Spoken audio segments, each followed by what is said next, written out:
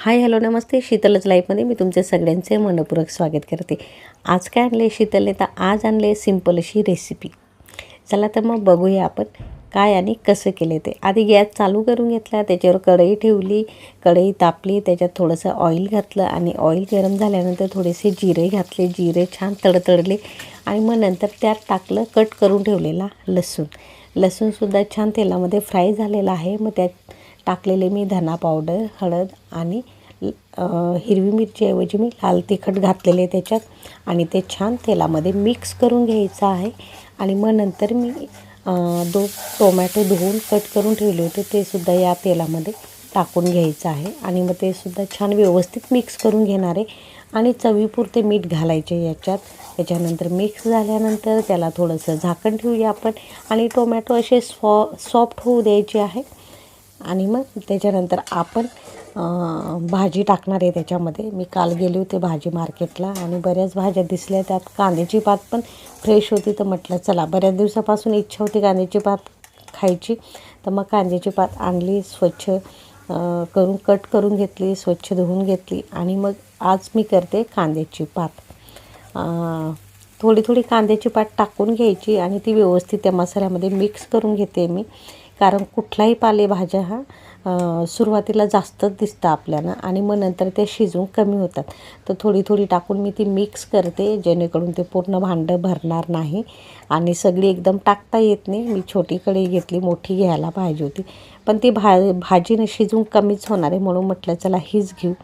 मग ती व्यवस्थित कांद्याची पात आहे ना छान व्यवस्थित मिक्स करून घ्यायची आहे, म्हणजे जेणेकरून जी अशी भरलेली दिसते ती कमी होईल भाजी. आणि मग परत राहिलेली कांद्याची पात आहे तीसुद्धा मी याच्यात व्यवस्थित टाकून घेणार आहे आणि छानपैकी मिक्स करून घेणार आहे. शीतल्स लाईफ या चॅनलवर असे छान छान व्हिडिओ येत असतात रेसिपीचे. कधी कुठं फिरायला जातो आम्ही ते शॉपिंगचे व्हिडिओ, तसंच देवदर्शनाला कुठं जातो किंवा आणखी इतर घरामध्ये काही काही कामं चालू आहे ते असे छोटे छोटे व्हिडिओ मी टाकत असते. ते व्हिडिओ बघायचे असेल तुम्हाला तर आपले शीतलच लाईफ या चॅनलला सबस्क्राईब करायला विसरू नका. आणि हा व्हिडिओ कसा वाटला आहे तुम्ही मला नक्कीच कमेंट करून सांगा. आणि कांद्याची पात तर खरंच एकदम फ्रेश होती आणि छानच दिसते, तुम्हीसुद्धा बघू शकता.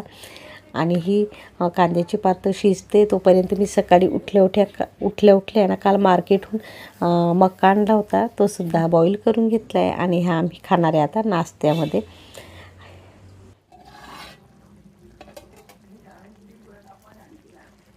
मस्त गरमागरम कांद्याची पात रेडी झालेली आपली. आणि आता पटकन भाकरी करायला घेते मी आणि मग भाकरी झाल्या का जेवायला बसूया.